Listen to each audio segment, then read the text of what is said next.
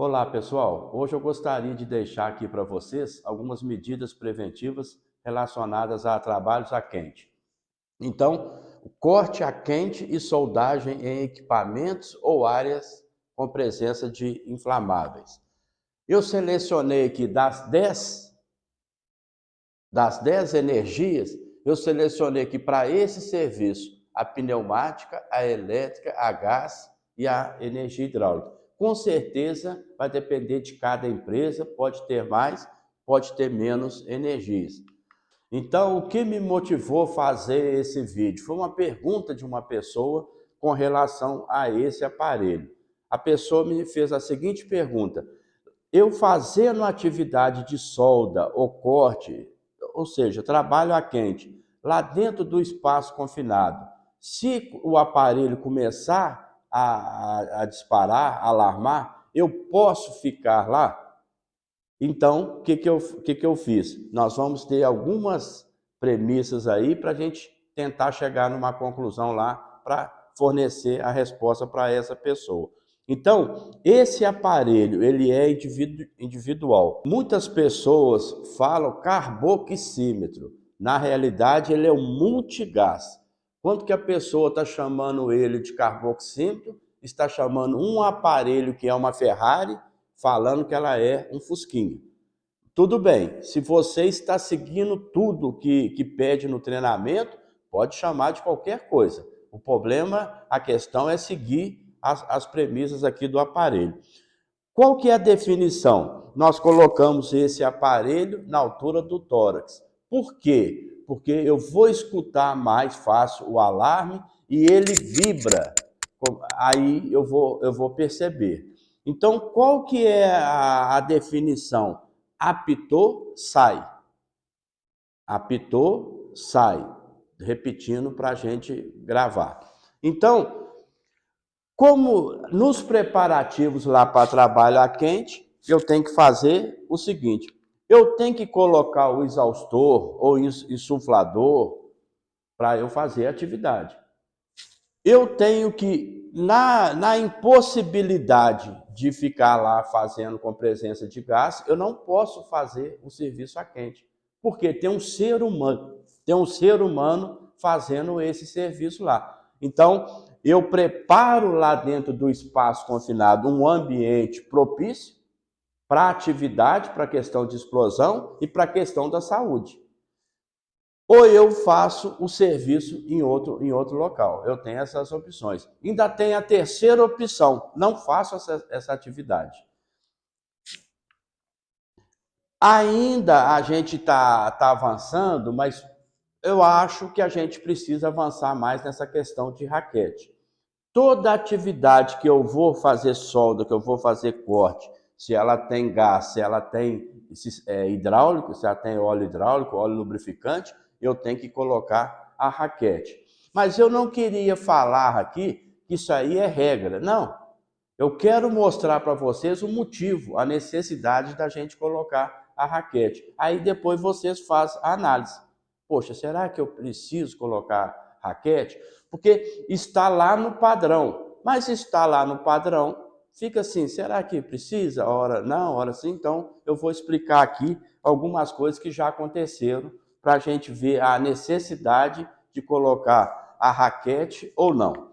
Então aqui eu tenho uma válvula gaveta, que pode estar passando gás, que pode estar passando óleo hidráulico, óleo lubrificante. Essa válvula ela serve para várias coisas. Lembra lá no início, eu coloquei as 4 das 10, as 4 energias que eu achava que esse serviço precisa. Então, aqui, nesse caso, se for tubulação de gás, então eu vou fazer o bloqueio de gás, onde vai entrar a raquete. Se vai cortar uma tubulação de óleo inflamável, óleo lubrificante, a gente tem que fazer o bloqueio hidráulico. Vamos ver o funcionamento aqui de uma válvula gaveta.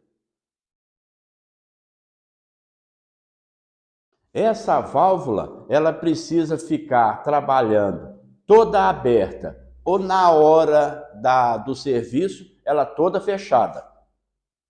Essa válvula é toda aberta ou toda fechada? Qual que é a preocupação nossa? A pessoa que vai apertar a válvula, ela não fecha o suficiente para o gás não passar, para o sistema hidráulico não passar.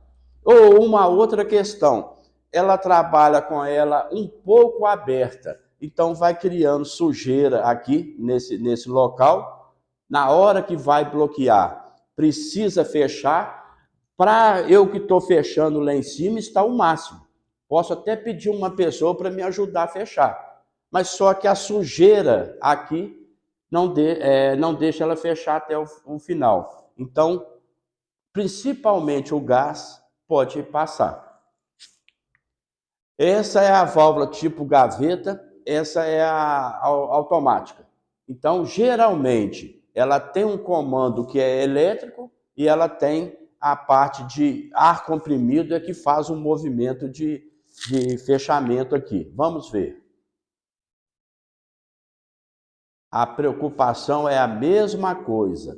A válvula pode ser excelente, pode ser maravilhosa, a melhor válvula gaveta do mundo. Mas, muitas vezes, o meu ar comprimido, ele não tem força, ele não tem vazão, ele não tem pressão para fechar a válvula toda. Daí a necessidade da gente colocar a raquete. Então, eu preciso bloquear o meu sistema pneumático. Pneumático, se estiver vazando, aí o que acontece? Muitas vezes não tem a pressão, mas ele vai vazando, vai acumulando, vai acumulando. De repente, ele faz um movimento pode fazer um movimento de abrir a válvula.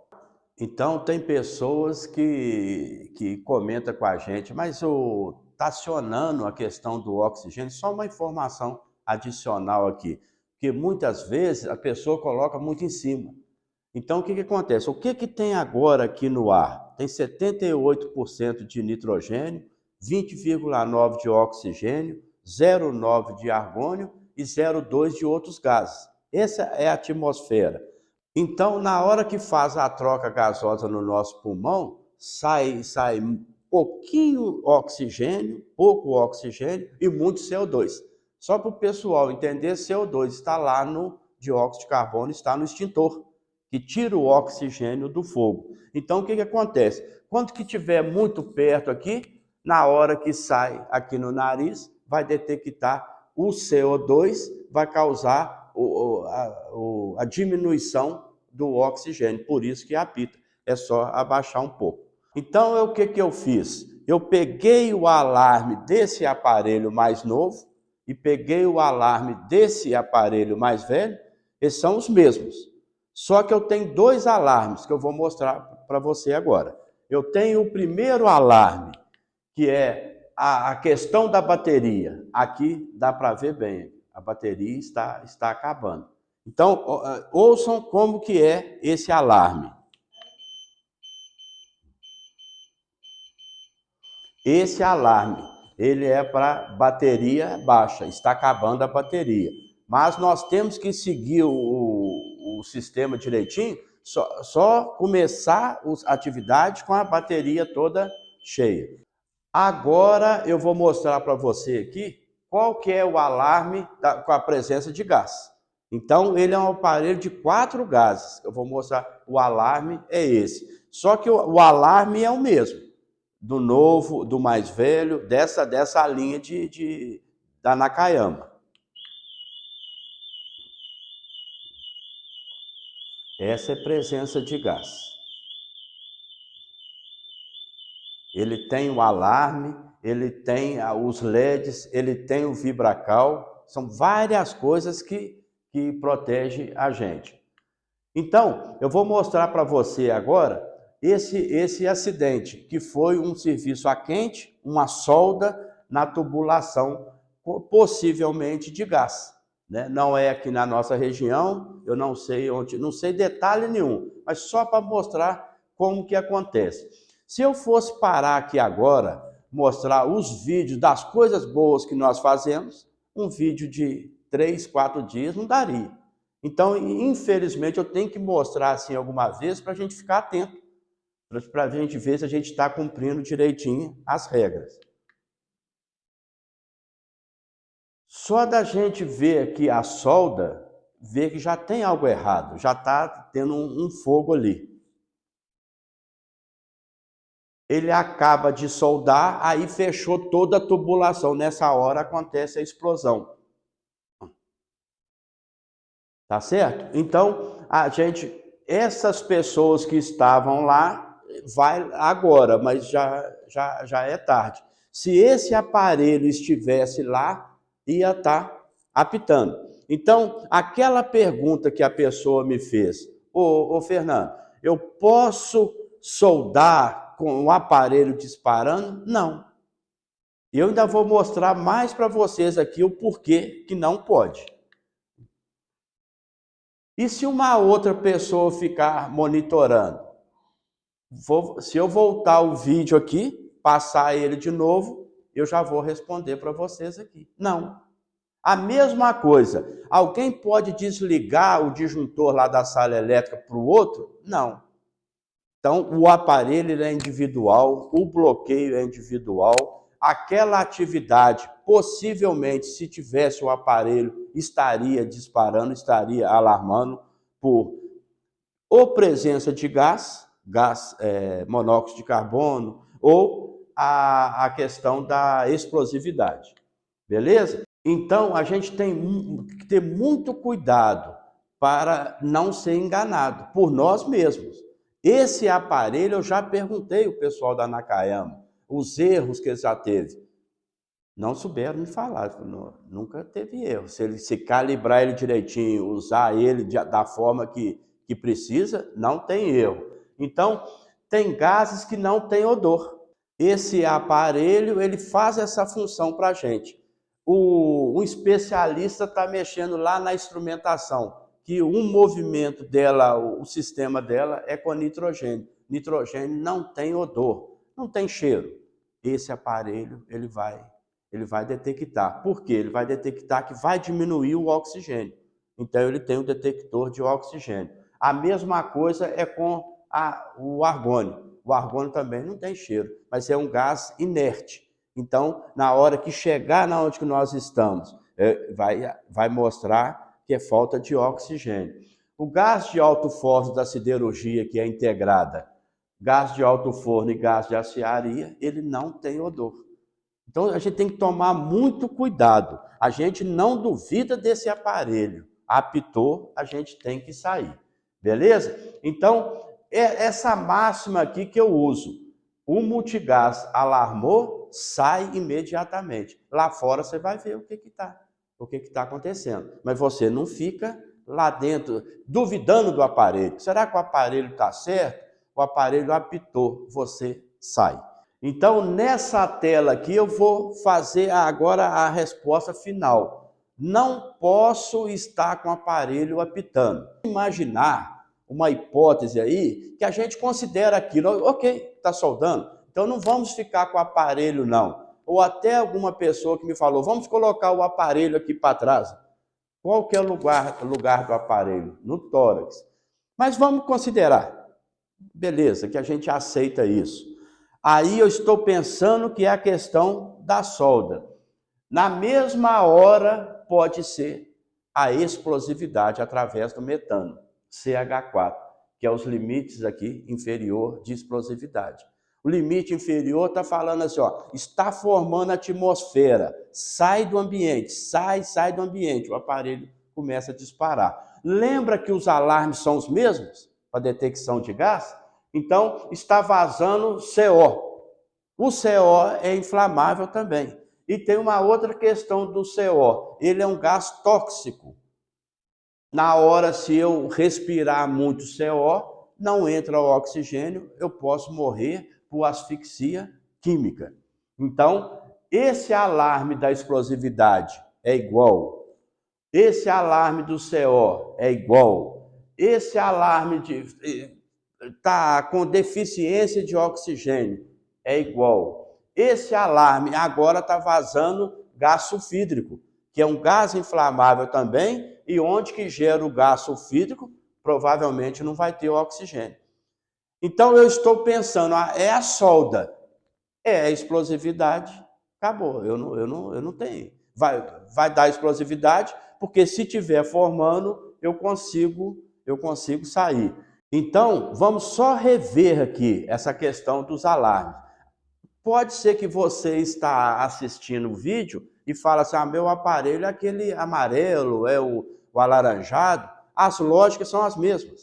Então, vou mostrar aqui de novo a questão da bateria. Dessa forma, a bateria está com pouca carga. Tem que sair imediatamente. Mesmo se eu achar que vai mais 10 minutos, mais 15, eu não faço essa análise. Apitou, sai. Agora vou mostrar para você o acionamento do alarme por presença de gás. Ao alarme. Ele é mais incisivo. Sai, sai, sai, sai, sai. Então, só para a gente encerrar aqui, já te agradecendo, o alarme é por explosão. Está formando uma atmosfera explosiva. É o mesmo alarme que você viu agora. Está vazamento de CO. O mesmo alarme. Lá na hora da solda, diminuiu ou aumentou o oxigênio. O mesmo alarme. Diminuiu, só para a gente lembrar, eu posso ter asfixia, né? Asfixia simples. Se aumentou, o ambiente fica mais explosivo. Esse é o mesmo alarme. E se estiver vazando o gás sulfídrico, é o mesmo alarme.